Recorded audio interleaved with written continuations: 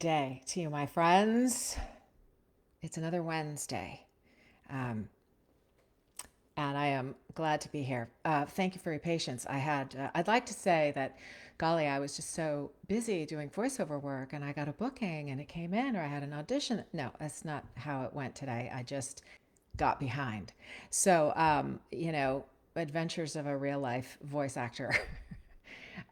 Delays are not always about having an audition or a booking.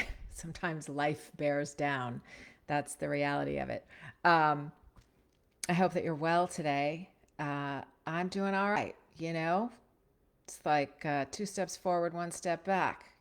Today is like a two steps forward day, which is great. Yesterday was a one step back day. So I'm happy that day is over and that today is here, and happy to be with you. If you would be so kind as to, oh, somebody messaged me. Oh, let's see. Um, Never mind. Um, if you'd be so kind as to let me know you are here, you know how much I love that. I love to know who I'm talking to live, and then I'm always happy when you check this live out after it's been posted. And remember that all of these Facebook Lives end up being posted on YouTube, usually inside of a week if I can get my act together, uh, um, getting it up and published and all of that. So if you ever miss anything, or if you ever want to go back and revisit anything, you'll find them all on YouTube, as well as some other all my little sort of 30 to 90-second snippets of things are there on my YouTube channel, KBS. That's all, just my name.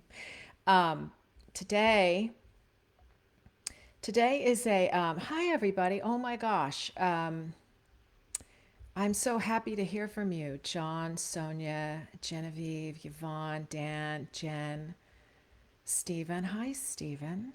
So nice to have you. This is such a this is This to me is a are you prepared for the truth? Kind of a topic. We're going to talk about expressing our emotions, right? And what's that role in voiceover? What's the role? Uh, and it may be different than you think, and it may require a lot more of you than you'd like.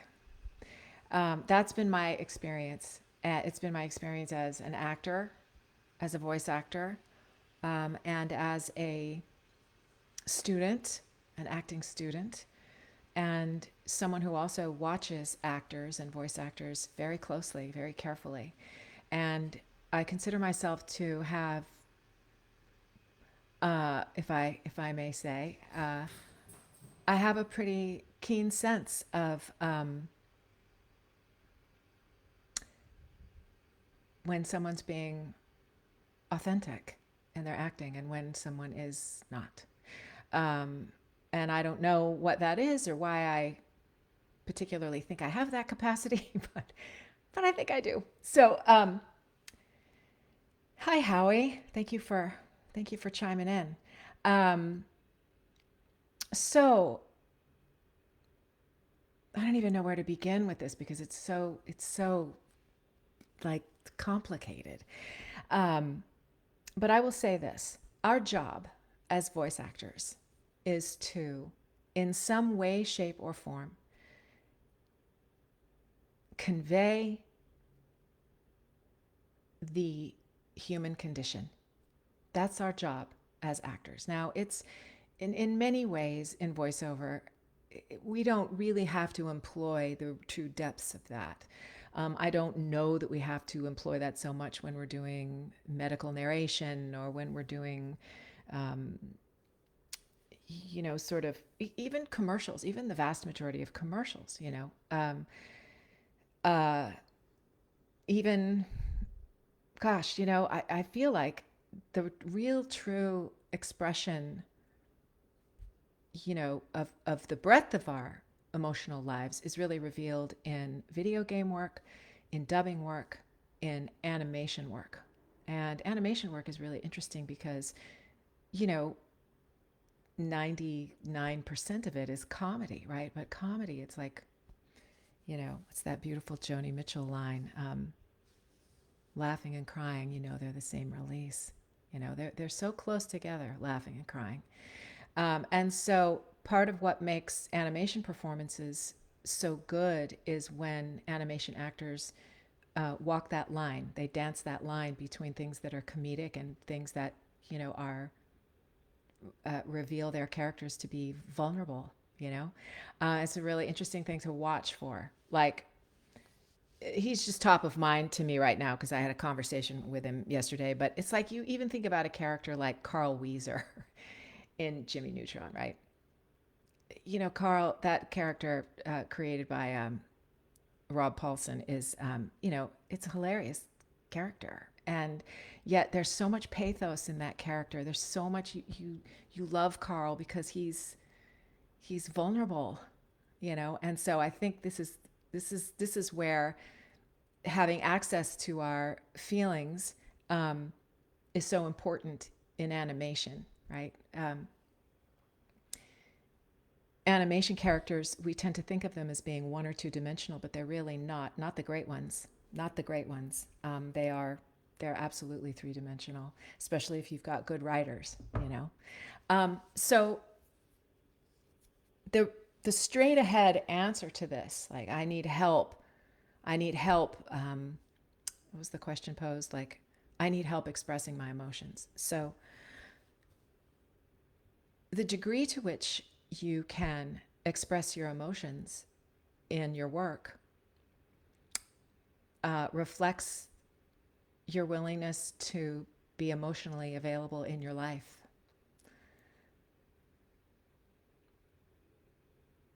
Just let that sink in for a second, right? To be emotionally available in your life. And this, I think, is the scary part for actors. And I think to a certain degree, it is what, to coin a phrase that sounds, I don't know, it sounds really, well, you'll know what I mean, but it separates the men from the boys and the women from the girls. I guess I'll add that and make it equal opportunity. Because the greatest actors, whether voice actors or on stage actors or on camera actors, they are available. They are emotionally available in their lives, right? That's why so many of them have whack lives, because they live in their emotion, right? And so, that in a certain sense, that's taking it a little far, because some are just can't find their way back to reason, and that makes for a troubled life. And so what we want to do is find that happy balance where we're able to engage our emotional life while also being able to, pull back and step back into reality, if you will, when we need to. So it's a piece of, almost every topic that we bring to light here always comes back for me to having a rich life, having a full, rich life. You cannot be a successful, well-rounded voice actor if all you do is work. If that's all you do, if you are glued to your booth. Now, there are voice actors who, live their lives in their booth, the old velvet handcuffs. They do a lot of radio imaging. They do a lot of a lot of affiliate promo work. And I would say that those types of work require less emotional life than even commercial, but certainly animation, video game, and dubbing. So if you're after a well-rounded life in voice acting, you have to have a well-rounded life. And you have to also, I think, this is like ideally, right? I know that not everyone can head into psychoanalysis for a decade. I totally get that. Um, but whatever opportunities you can find and can take advantage of in order to really become rigorously honest with who you are, with your not just the best parts of you, but the worst parts of you, the worst parts of you. That's really important. It's like, embracing your shadow self, if you will. We all spend a lot of time trying to deny those parts of us. And what we then tend to do is look at others, and we point at others and we say, oh, that's a bad person. That's a dark person. That's a dangerous person, when actually inside of each of us is a dark and dangerous person. And, are you willing to come to grips with that? To ask yourself that question, right? I want to give you a couple of examples. I remember watching Sally Field do an interview, and she's really she's a pretty remarkable actor. And I think if you watch the scene in Steel Magnolias after her daughter has died, where they're at the funeral, they're leaving the funeral, the range of the I don't want to say the range of emotion, the full range of the human experience that she expresses in that scene is remarkable. It is painful to watch. It is heartbreaking to watch. It is funny. It's everything in between. It's all of it, right? She's a remarkable actor. I am also am really impressed by her in the movie Places in the Heart. If you've never seen that film, I believe she won an Oscar for that. That might have been her first Oscar. That is a remarkable film. Like Danny Glover is amazing in that movie. I'm trying to think of the guy who I can't remember that. Anyway, everybody's fantastic in it. Ed Harris is in it. John Malkovich is in it. It's a fantastic film. So I just give you that as a backdrop. Sally Field, I saw her interviewed, and she was asked about how she gets to that place where she can express herself, right? Where she can express her emotional life in a film. And she sat and she talked, she was sitting on a stage, and she said for her, it's like this process of pinpricks.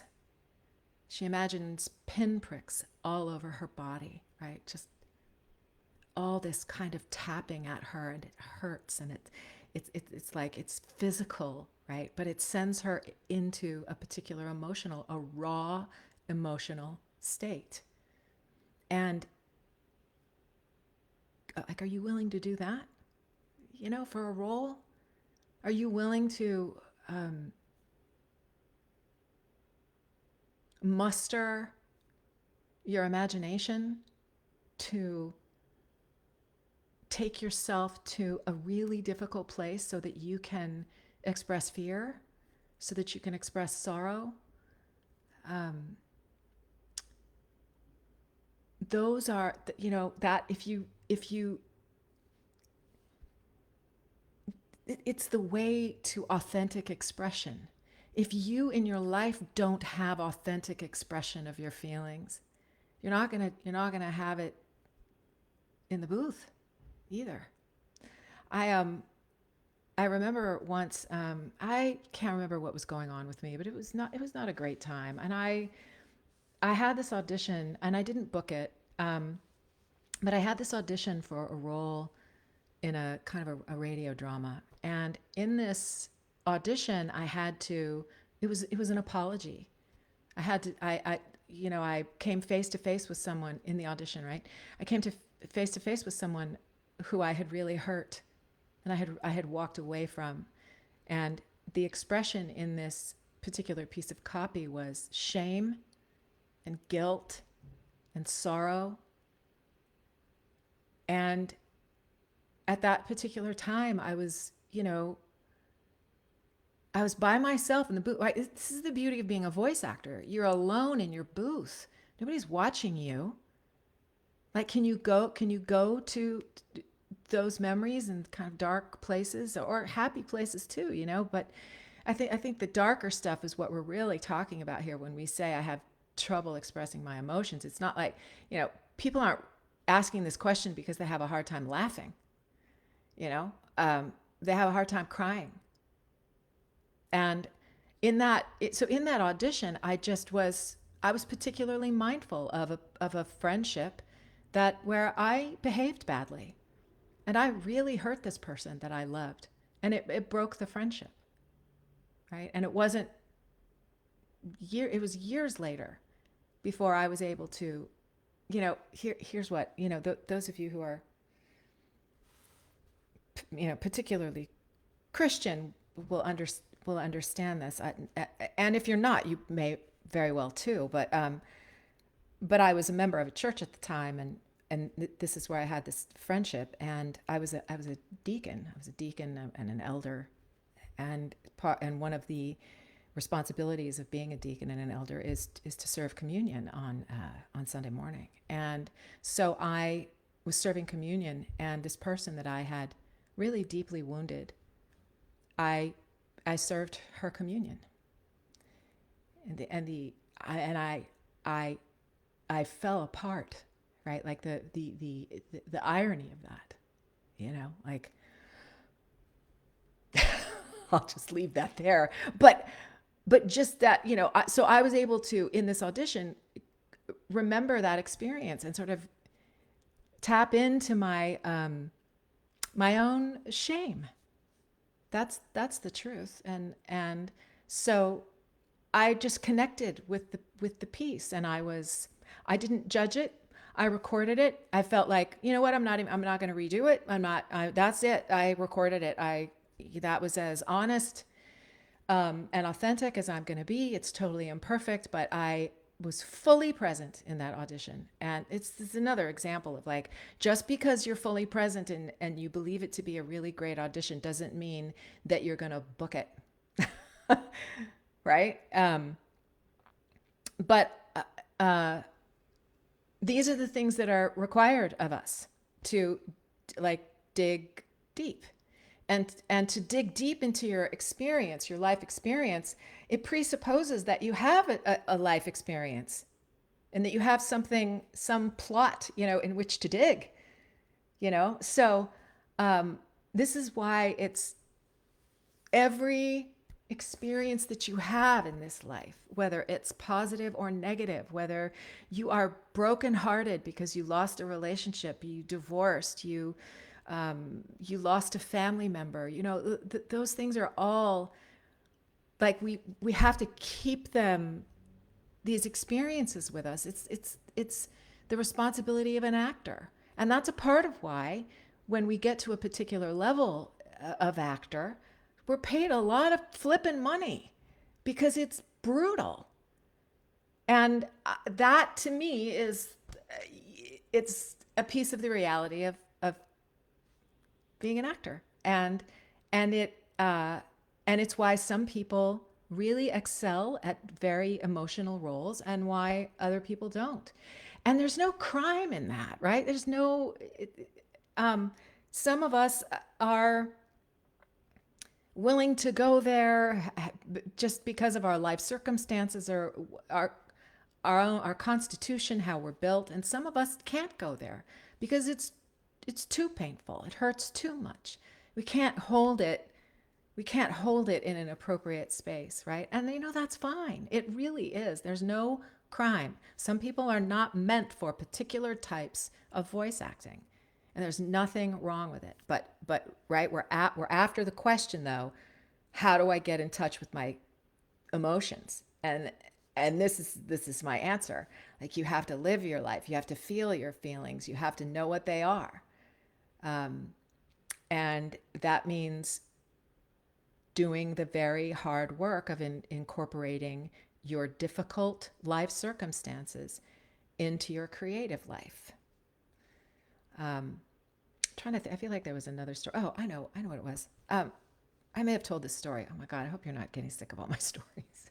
Anyway, I have told this before, but in a different context. But it's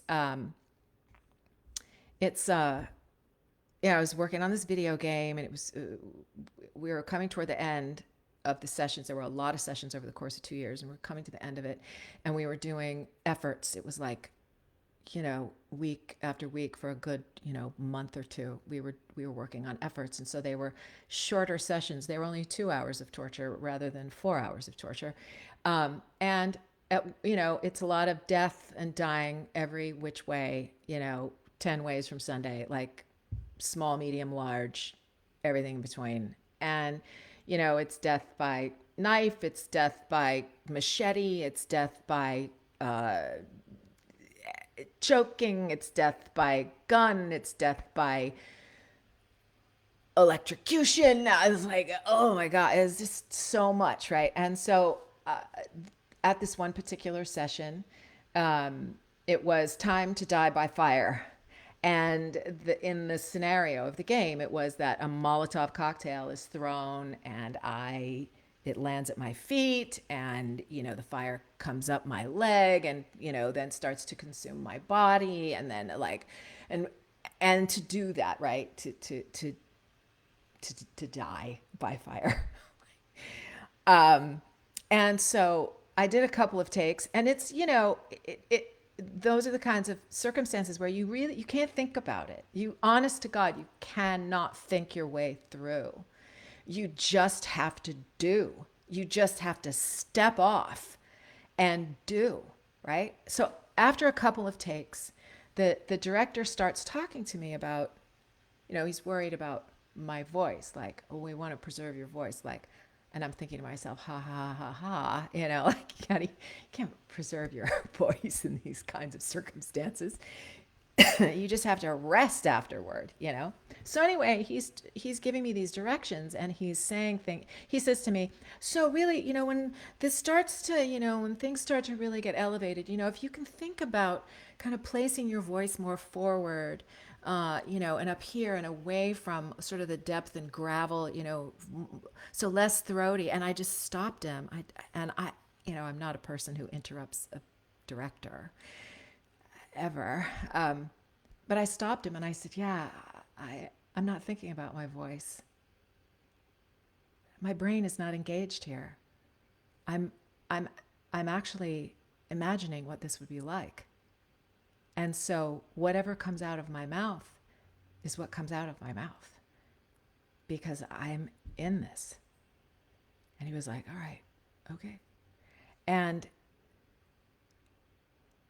it was like, that's the job, right? And after that session, I was physically, emotionally, psychologically exhausted. I went home. I think I stopped and got myself some dinner. I opened a bottle of wine. I put on my pajamas, and I was like out, down for the count, man. I just I probably turned on some Star Trek. But I was down for the count because I was invested, right? Emotionally invested, not intellectually invested, which is how he was speaking to me about the placement of my voice, right? And I think these are the things that are required of us. And whether particular voice actors talk about it or not, the best ones are employing these things. And again, it's partly why we're all a little bit crazy. So, any questions? I'm going to go through this and see if there's any. Let's see. Actors I work with, I tell them they truly need to get into the cracks and crevices to progress. Yeah, it's the parts of them they don't show at parties. Yeah. Laughing and crying, it's the same release. That's the Joni Mitchell. The song is People's Parties. Sonia, Peggy Fury. Oh, of course I remember her. I wish that I could have studied with her. I had so many friends who studied with her and loved her so. Get married, have a family, live your life. You'll be a fuller person and a better actor. That is exactly right. How do you know if you're playing a role where in the role you lose a child? You don't have to lose a child to fully grasp that, but your life is going to you're in your, if I can use sort of an acting phrase, like your interior life, the manner in which you are able to play a role, right, is going to be richer if you have a kid. Your kid doesn't have to die for, to understand that the depth of that sorrow, because every single bloody parent who's ever lived has imagined that and bumped up against the terror of it, right? And that's what is required of us, to really bump up with the terror. So, in terms of our regular life, as voice actors, and the stuff we do in commercials, and the stuff we do in narration, and again, even pharmaceutical and medical stuff, you know, what will make those things richer and better is if we, again, use our imagination to create a relationship around the copy with all of the information that the copy is giving us. And relationships are fraught. Real relationships are fraught. There's the great part of it. There's the angry part of it. There's the disenchanted part of it. There's the anger part of it. And so, if, again, like, how deep are your relationships? How deep are you willing to go? And I think a piece of it is that this is why it's like being self-aware is important. Knowing who you are, knowing why you act the way you do. I'm I'm a big fan of knowing those things, and very often it's really helpful to get therapy. God knows I've had therapy most of my life. I still haven't figured it out, but but I'm learning, and I think that is at the root of it too. Like, how willing are we to continue learning about the human condition, and ultimately, what will bring you closer, what will bring you into a space where you're able to express the depth and breadth of the human experience, is to live your life, highs, lows, the dull times in between. That's how you're going to access it. A willingness to be vulnerable, which very often requires good people around you, good family, good people. So yeah, living a full life, if I could sum it up in one sentence, that's how we gain access. That's how we bring emotion to our work. Anything less than that is not believable. And we're after authenticity and believability. And I think one of the best pieces of direction that can ever be given or received, if you are brave enough to receive it, is when somebody says, "I don't believe you." Wow, what a fantastic prompt. It's hard to hear, but it's really informative. And if you are willing to accept that and say, "Wow, why don't they believe me? Am I putting something on? Do I need to dig deeper to find what's real and authentic?" That's usually the answer. So I'm going to leave you with that, because I could, of course, talk forever. Howie, do you think it's necessary to have some real life trauma to draw from in order to play a role of someone? Well, here's the thing, Howie. We all have trauma. If we have parents, if we have imperfect parents, we all have trauma. If we've lost a family member, if we've lost a friend, and I don't mean to death. I don't mean, you don't have to lose someone to dying in order for a loss to be considered trauma. If your parents divorced, you've been through trauma. And I guess that's what I mean by a person's willingness to explore the depth of that. So I just don't think that there is anyone who, because my friend would say, um, no one gets out of this life unscathed. No one. So so the question is not, do I need to have some real life trauma happen to me? It's, what real life trauma has happened to me.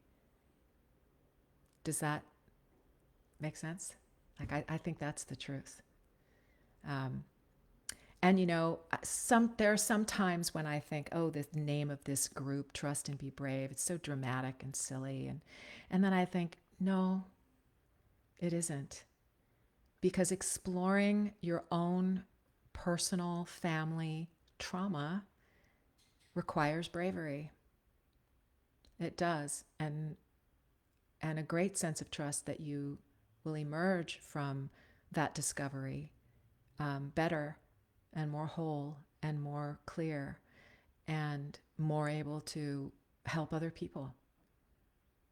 So, yeah, we do have to trust and we do have to be brave. So, I will leave you with that. Please feel free to send a message, or, if you're watching this on the replay, comment, and I'll see them. And I'm here. All right, everybody. I hope that this has been somewhat informative. And thank you so much for spending time with me. It really is, it's a privilege. So have a great rest of your Wednesday, great rest of the week, and I will see you next week.